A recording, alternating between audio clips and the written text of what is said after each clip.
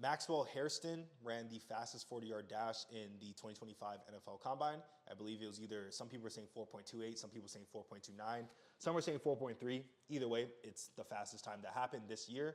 And we're going to break down what he's doing right and maybe even what could get him into those lower 4.2s. I've trained guys to run 4.2, 4.3, 4.4 in the laser time, 10.2 in the 100 meter. I've done it all, and I'm only trying to get better as a coach. So hopefully I can give you some good checklists and things you can try to mimic from his start and from his mechanics and even his explosive strength qualities, so you can become a better athlete and run faster 40-yard dashes and hopefully get a contract one day in the NFL.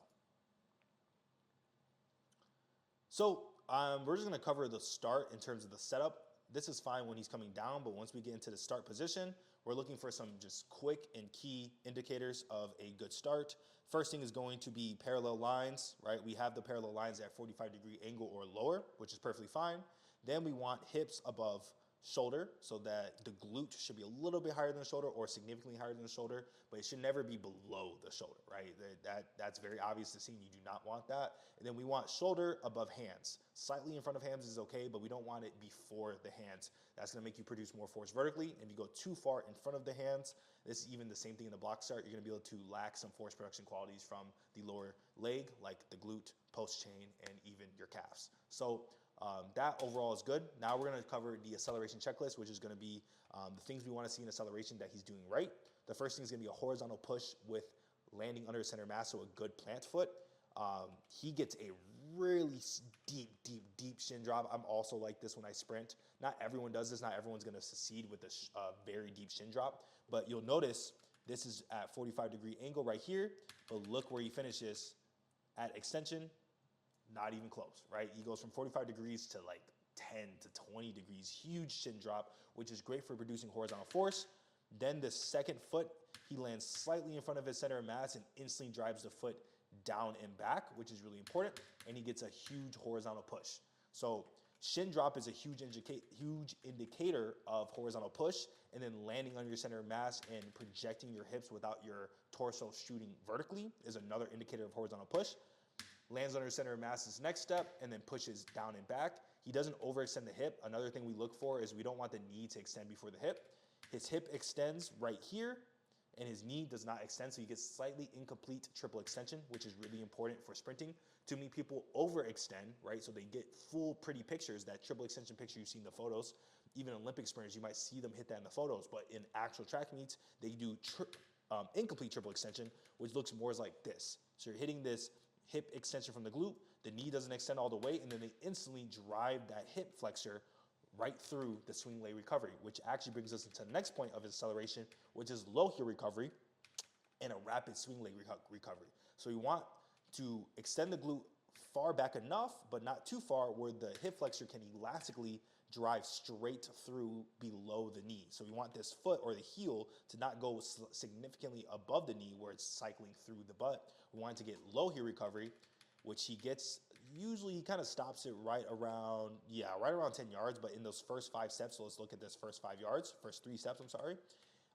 The foot, the second it leaves the ground, instantly drives right through the knee. And he doesn't toe drag, which is not needed. I mean, obviously, he ran the fastest time without toe dragging. There's no need for it. But he keeps that heel recovery low, or relatively low. It's a little bit higher than most, but he ran fast, so it doesn't really matter. And then he has huge torque production, which is the next step of acceleration checklist, which is big arm swing in the back, a lot of lateralization. So it's hard to see from a sideways view, but you'll see this arm go down and back, but also rotates laterally, which is going to get a little more of that lat, and also lets you rotate and tilt your shoulders in and out. This is going to allow you to use your spinal engine. Your spinal engine is essentially how much lateral force production can you produce elastically, and he uses a lot of that, especially in acceleration. But once he gets up, we can finally transition into the max velocity mechanics, what makes his max velocity so good. The first thing we're going to be looking for is athletic posture, which is going to be hip position, and then how tall you're running in your hips and where your torso, so your chest, is related to your hips. So he does a little bit more of an anterior pelvic tilt. you're going to see this in a lot of fast starters. You're also going to see this in a lot of 40-yard dash sprint times at the NFL, because in track and field, you need a neutral hip to, one, prevent hamstring strains, but also to be able to have better top-end speed mechanics those last 40 yards. But here it doesn't matter. We're trying to produce as much force as possible. So it's actually a little bit okay to have a little more of an anterior pelvic tilt for this, this hip to be a little more dipped forward. But then what he does do is try to keep his torso significantly taller than most people would. I mean, look at this position right here. Instead of letting his torso fall all the way forward, which you're going to see in a lot of like D linemen, a lot of those heavier guys who are slower, because it's just so hard to keep a tall posture. So he keeps a very tall posture, a relatively neutral hip, and then the next step is going to be where his foot lands in max velocity, right? This is huge for how fast you're going to be, and we want slightly in front of the hip. So in acceleration, we want to land under a hip, directly under a hip, maybe slightly in front, but in max velocity, we actually want to land slightly in front of the hip, not to a point where we're casting our foot out and actually overstriding, but to a point where we can hit this position, max velocity. This allows us to keep a horizontal push, because we're trying to run, too many people are trying to run too tall, but what we actually want to do is get a horizontal push to keep our momentum driving forward in max velocity. So he lands slightly in front of his hip, and then right when his foot lands, he cycles the foot high, right? So we have high heel recovery. What that means is this heel comes up high and cycles through the butt, right? So the heel is going to go directly up, cycle through the butt, and then we have a cast out. This means the foot's going to cast outwards, which is going to get some eccentric lengthening of the hamstring and even the gastroc and soleus, and it's going to allow you to store elastic energy. And then once you get that eccentric foot strike, which is slightly in front or under your center of mass, you utilize the elastic energy to punch your body and push your body forward. Every athlete does this, not only elite athletes. Anyone can train this, but you can see it at fast speeds much better than me trying to overanalyze it at slow speeds. You're going to see the foot cycle high heel recovery through the butt, and then it's going to eccentrically drop out, and he's going to cycle it and punch it right back down under his center of mass.